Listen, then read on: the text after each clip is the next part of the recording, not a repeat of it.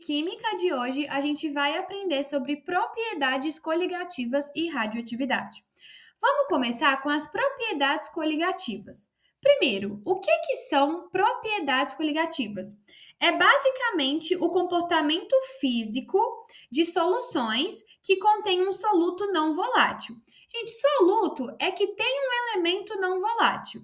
E o que é um elemento não volátil? Ele não evapora com facilidade, porque quanto mais volátil um elemento, um soluto ser, mais fácil ele evapora. No caso de ser não volátil, é porque não evapora com facilidade. E aí a gente determina as propriedades coligativas pelo número de partículas desse soluto não volátil que a gente tem no nosso solvente. Só dando aqui um exemplo para vocês. Água seria um solvente e sal seria um soluto não volátil. Só para vocês entenderem essa ideia de soluto e solvente. Então, dependendo dessa quantidade de partículas de soluto não voláteis que a gente tem no nosso solvente, ela pode ser pura, pouco concentrada ou muito concentrada. E a gente tem um fenômenozinho que é muito importante quando a gente está estudando propriedades coligativas, que é a pressão de vapor. Para eu explicar a pressão de vapor, a gente precisa entender um seguinte fenômeno.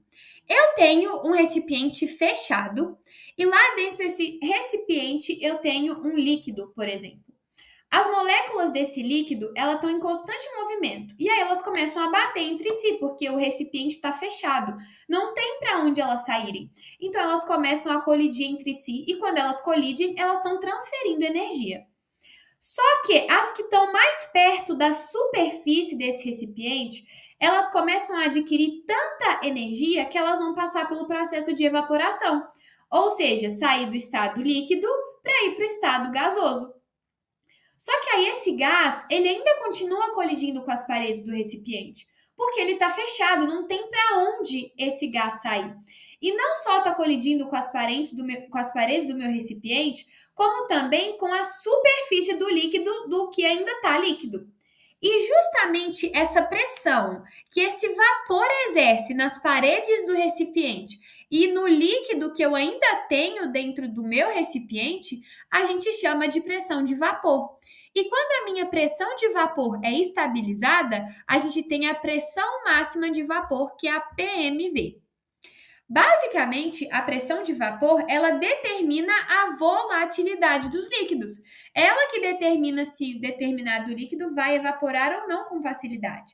É por isso que a gente precisa da pressão de vapor para estudar propriedades coligativas, porque propriedades coligativas envolvem solutos não voláteis e a volatilidade é determinada pela pressão de vapor. Tanto que quanto mais pressão máxima de vapor eu tenho, menor é a minha volatilidade. E a gente tem alguns fatores que influenciam na pressão de vapor. A temperatura, por exemplo, porque quanto mais temperatura eu tenho, mais pressão de vapor eu tenho. Outro fator que influencia também é a natureza da substância, ou seja, as interações intermoleculares que eu tenho na minha substância. Se é dipolo induzido, dipolo instantâneo, ou se é uma ligação de hidrogênio, porque quanto mais forte for a minha interação intermolecular, menor é a minha pressão de vapor. E a gente tem uma outra relação muito legal, que é entre a pressão de vapor, Vp, e a temperatura de ebulição, TE. Porque quanto mais pressão externa eu tenho, menor vai ser a minha temperatura de ebulição. Essa relação a gente pode perceber, num caso do cotidiano, da panela de pressão, quando a gente está cozinhando algum alimento na panela de pressão. Agora, vamos entrar realmente nas propriedades coligativas, que são três: a tonoscopia, ebulioscopia e a crioscopia. A tonoscopia, ela estuda justamente a redução da pressão de vapor quando eu coloco um soluto não volátil. Por quê? Porque se eu aumento a minha concentração, porque quando eu estou adicionando esse soluto não volátil, eu estou aumentando a concentração da minha solução. E se eu aumento a concentração, eu diminuo a pressão de vapor. Um exemplo de tonoscopia é quando a gente está preparando o macarrão. Por quê? Se eu já coloco o sal no macarrão quando a água ainda está fria, ela vai demorar mais para ferver. Justamente porque se eu coloco sal, eu estou aumentando a concentração lá da água com o macarrão, com o sal, e aí eu vou diminuir a pressão de vapor, então vai ficar mais difícil de eu fazer aquela água ferver. O outro fenômeno é a ebulioscopia. No próprio nome já dá para entender, porque ebulioscopia vem de ebulição, ou seja, temperatura de ebulição. A ebulioscopia, ela estuda o aumento da temperatura de ebulição justamente quando eu adiciono esse soluto não volátil. Porque, ao contrário da tonoscopia, se eu aumento a concentração, eu aumento também a temperatura de ebulição.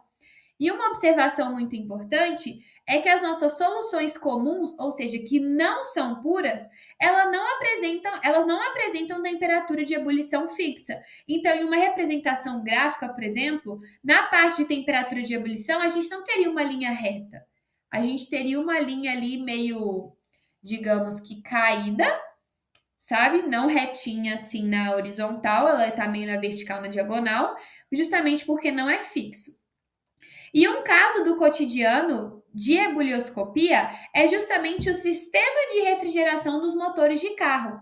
Porque lá no motor do carro, a gente adiciona solutos não voláteis para evitar que o solvente que eu tenho no motor evapore quando o motor está quente. E a última propriedade coligativa é a crioscopia. Ela estuda a diminuição da temperatura de congelamento de um solvente quando eu adiciono soluto não volátil. Porque se eu aumento a concentração lá que eu tenho na minha solução, eu estou diminuindo a temperatura de congelamento.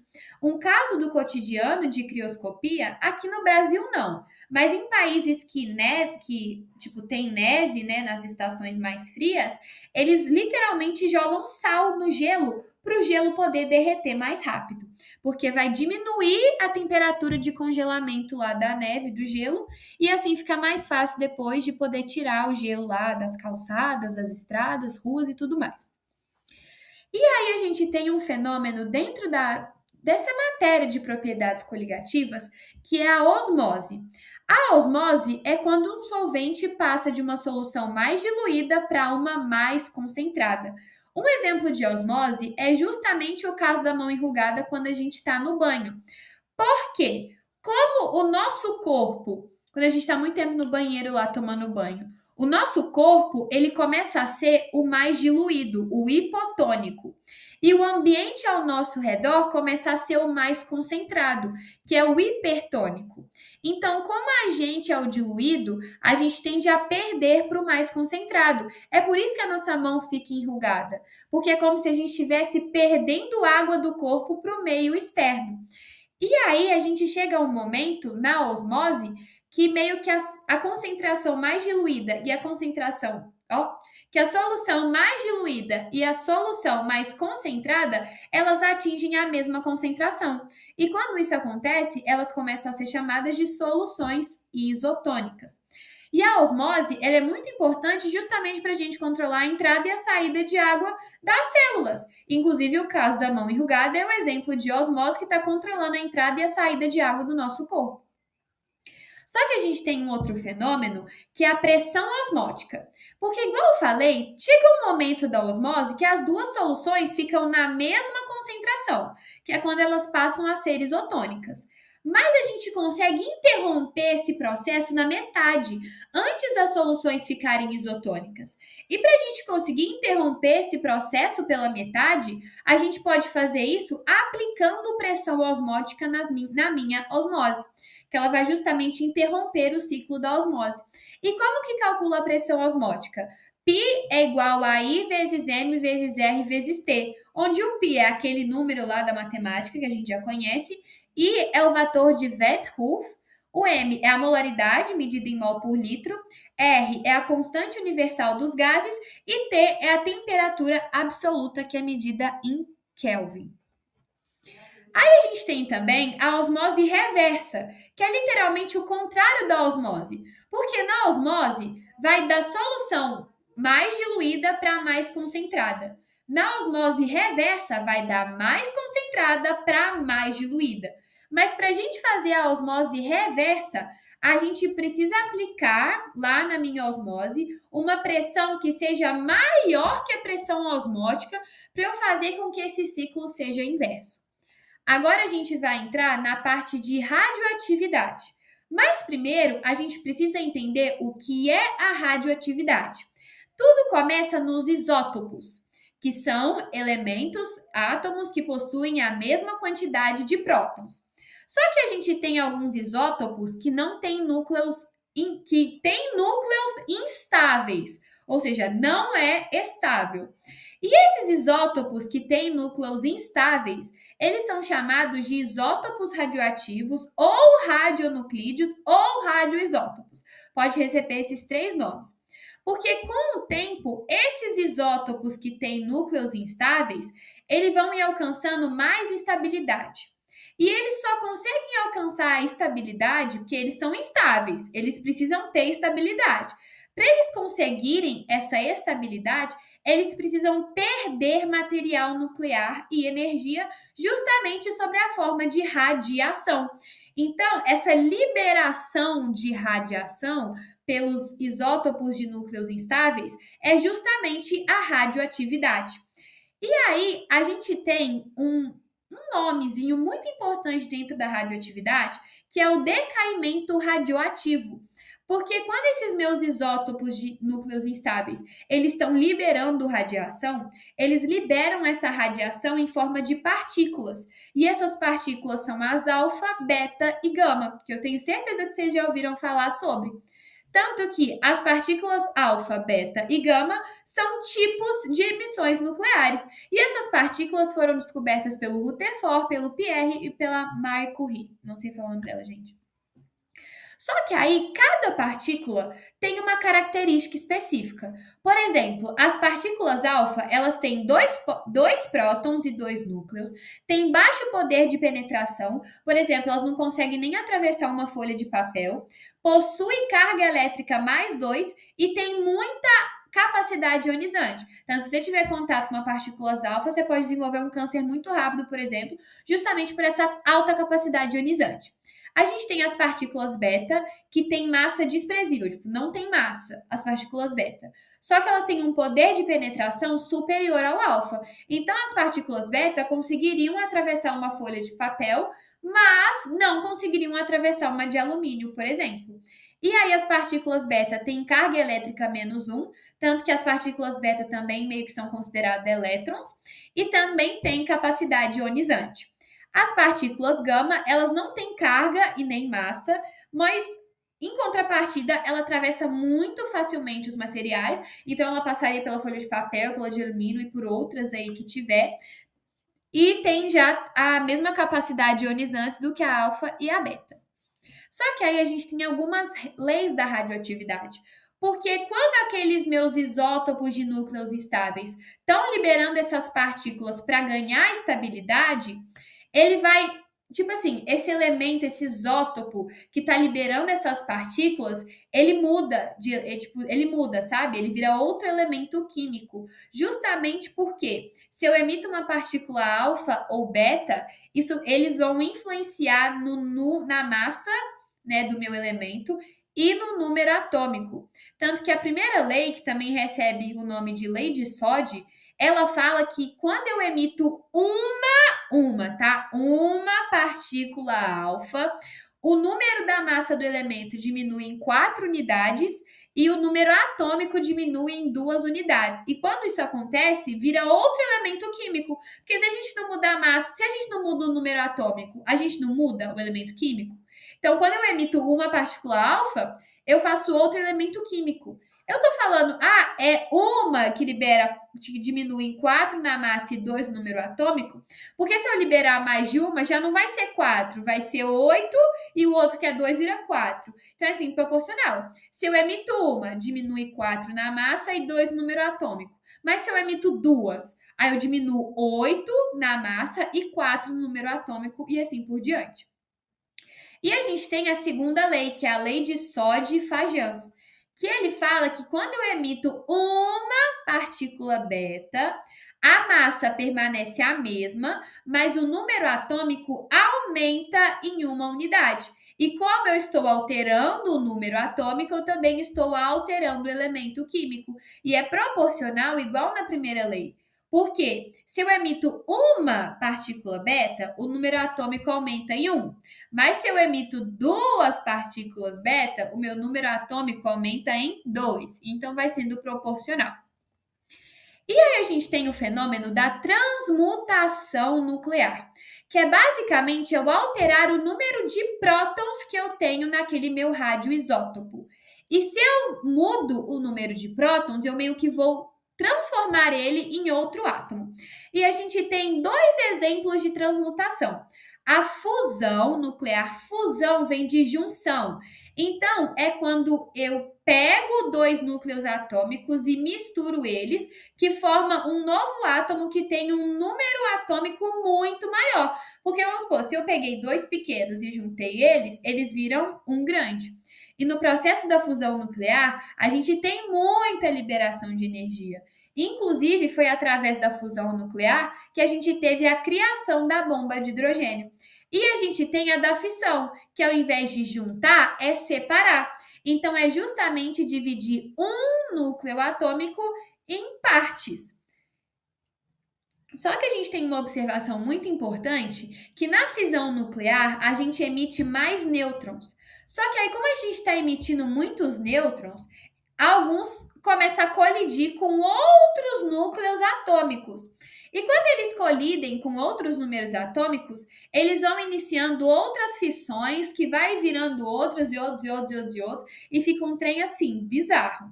Tanto que a fissão do urânio 235 é usada nas usinas nucleares, justamente para produzir energia elétrica. Agora, a gente tem algumas fórmulas dentro da radioatividade. A gente tem a rapidez de desintegração, que é a letra Vzinho, que ela mede a taxa com que uma reação de desintegração acontece.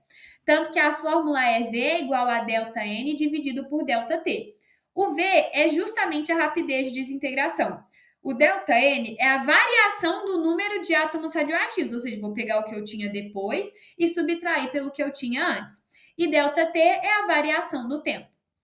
Outro, constante radioativa, que é o Czão.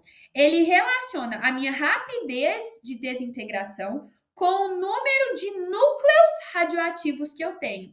E a constante radioativa, ela é específica para cada isótopo. Se eu tenho um isótopo, ele vai ter determinada constante radioativa, mas se eu tenho outro, ele vai ter outra constante radioativa. E aí, o Czão é justamente a constante radioativa, que aí é medido C é igual a V dividido por N, ou V é igual a C vezes N. Aí o Czão é a constante radioativa, Vzinho é a rapidez de desintegração, que a gente consegue medir com a fórmula de cima, e N é o número de átomos. Outra lei é o período de meia-vida, que é medida por, que é o Pzão. Basicamente, é o tempo necessário para uma atividade lá de um radioisótopo ficar pela metade. Tanto que, para a gente medir o período de meia-vida, P é igual a T dividido por X. Pzão é justamente o período de meia-vida, T é o tempo e X é o número de períodos. Porque se eu tive 2 períodos, por exemplo, eu já não vou ter reduzido a metade, eu vou ter dividido a quarta. E é sobre isso. Outra que a gente tem é a lei exponencial de decaimento radioativo, que ela é meio que dentro do período de meia-vida. Por quê? A gente pode medir ela por N é igual a N0 vezes E elevado a menos C vezes T. O NT, o N entre parênteses T, é o número final de átomos radioativos. N0 é o número inicial de átomos radioativos. T é o tempo e C é a constante radioativa. E esse é tipo, como que eu posso dizer? Igual aquele gente quando a gente tinha na osmose, o fator de Van Hoof, é tipo isso. Esse Ezinho aí é tipo isso. E a gente tem algumas séries radioativas naturais. O que é isso? Séries radioativas naturais são basicamente esse processo de radioatividade que acontece porque a natureza quer que aconteça e não porque veio de uma atividade humana. porque a maioria das atividades radioativas que a gente tem são por causa de ações humanas, sabe? De coisa artificial que o ser humano fez para que essa radioatividade acontecesse. E as 3 séries radioativas naturais, que é a própria natureza que faz, que a gente tem, é justamente a do urânio, a do actínio e a do tório. E essa foi a nossa videoaula de hoje. Eu espero que vocês tenham gostado. Qualquer dúvida é só deixar aí nos comentários que eu respondo.